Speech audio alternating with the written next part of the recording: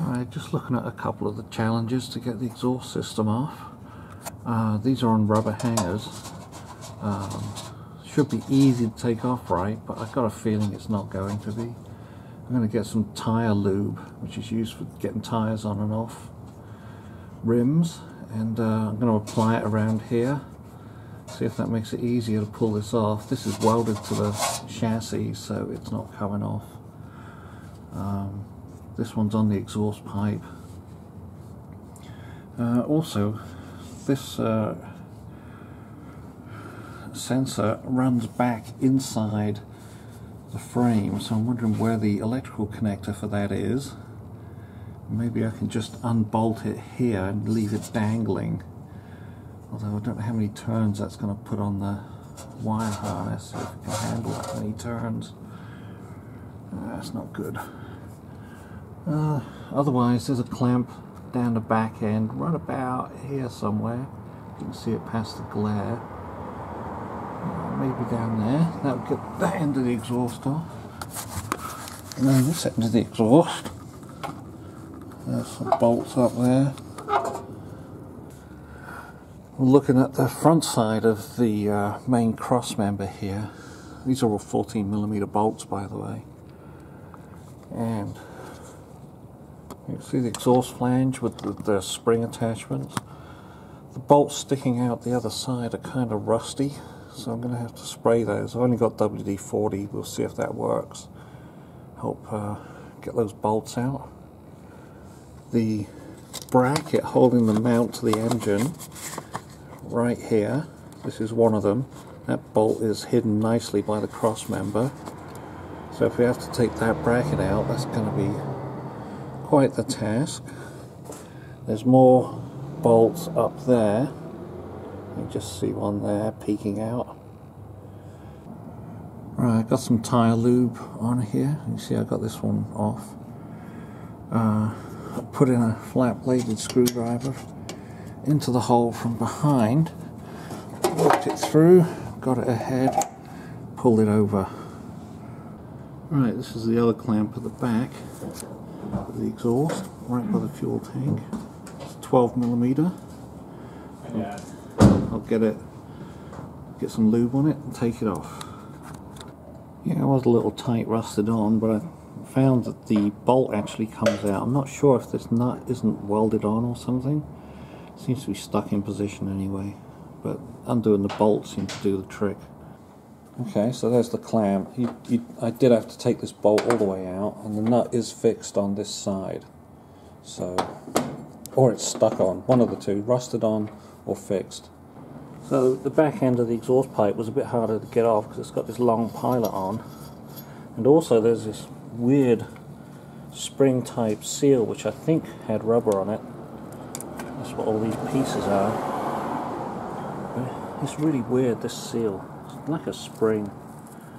Bizarre. But we'll put it back in and it'll probably clog with carbon and the carbon will seal it. Okay, having fun getting the oxygen sensors out. Got this one unscrewed. It takes 3.5 turns to get it out. I did actually get the connector off the end, which is a miracle, but I've got to get the other end off because it's stuck on top of the aft mount. So that's going to be a challenge. Another challenge is back here, because I want to try and move this whole thing out of the way. So I've got the oxygen sensor loose, but the other end disappears into the body, and if I've got to do 3.5 turns off on this, it's going to seriously wind up these wires. Maybe there's just enough slack to do that, I don't know. I don't want to risk damaging them. Apparently the wires come out underneath the console. Okay, so we're trying to take the center console apart, and there is a screw down the bottom here. Once we got the optional armrest out, there's a spring holding that. That's what that thing is. It lifts, and it's going to lift past the handbrake handle, and we think there's a hook in the front that it hooks on. So it's just one screw holds the whole thing on. Right, so if you ever wondered what was underneath that cover, there's all this gubbins. Lots of stuff. So underneath here, this was the auxiliary port which popped out when we pulled it off. I guess we should have taken the retainer off first. It did pop. I think it's okay to go back in. Still got these bits on. Underneath here, see that grey connector? That grey one down there? Right here. That is the O2 sensor, the second one. And the wire goes off behind the carpet down here. Can't really see it, but it goes down here to where the grommet comes through the car sidewall. So we're going to have to disconnect that. Okay, so it's finally got the O2 sensors out. So now I'm undoing the bolts. This one, big snap, and then now it's undoing against the spring. So this one's actually coming. I'll see if I can undo the other one while I'm on video. I've got 2 extensions here, totaling 15 inches. Right, so we're on.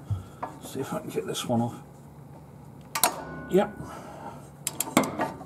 There it goes. Okay, so here we are taking out the bottom part of the airbox. After 3 bolts are removed, they're nice and long, it'll take a while to get out.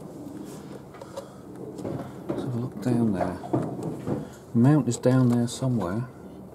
So here we are down a hole. So underneath this silver cable, down there is the mount. There's the bolt going through the middle. It's well hidden. I don't know what sort of access we can get from up here. We can see it, which, you know, helps. But I've got a nasty feeling it's going to have to all be done from below. So with the exhaust off, there's definitely much more visibility to what's going on. Got to get that electrical connector off, and then I think we can just unbolt the mount, and it should come out this way. I think there's enough room for it to come out this way, not through the top. Right, the key to removing the connector from the piece of sheet metal on top of the mount is you've got to just bend that sucker up out the way so you can get access to this very short center tab. With a tiny screwdriver, you lever in behind it and pull it down a bit, and then it just slides up. So there's another clamp behind that which we may be cutting off, you'll see. Okay, that took some struggling. As you can see, it's a Christmas tree fastener on the bottom. It's fore and aft, so I've got a screwdriver in behind it. Andrew pulled up, and we did it on both sides, and eventually it popped out of the hole. Hydraulic jack under the engine here, trying to lift it. It's just lifting the whole car. The mount isn't centering, so I'm going to loosen the 3 bolts on the bottom, and we'll see if that mount will come free somehow or lift. Okay, we are struggling big time trying to get this mount off. Jacking the engine up doesn't really help, it jacks the car up with it. I've got a crowbar in between here and the subframe, and I've got a little bit of clearance, and the bolts are mostly out on the, you can see where the studs have come out and gone through, but we still can't get access to the main bolt. Right, so there's a square bolt on this, square nut on this side, and on the back side there's a 14mm regular hex, but we've got no leverage to get to it from here. The biggest problem with this one is that washer has a tang on it that goes through a hole in the bracket, so it's not going to turn. So we're left with doing the 14 on this side. It's very close to the power steering lines, and there's not a great deal we can do about that. Okay, so we finally got that bolt out on this 14mm side. We thought I was shearing the head off the bolt. I mean, the torque was so high, it was really stuck. We have slightly loosened the passenger side mount to get a bit more height on it. Now Andrew's got a hold of it and he's going to see if he can lift it up and pull it out. but it's going to be a huge juggling trick. Yeah. Is there something stopping it? It's an electrical connector. I think there's something solid stopping it. Yeah. And we're trying to lift this out on these long studs that are welded to the bracket, but it's coming out, it's about an inch left. We have to raise the engine about an inch more. This bracket here is hitting the two engine support brackets that we just can't get to from this position.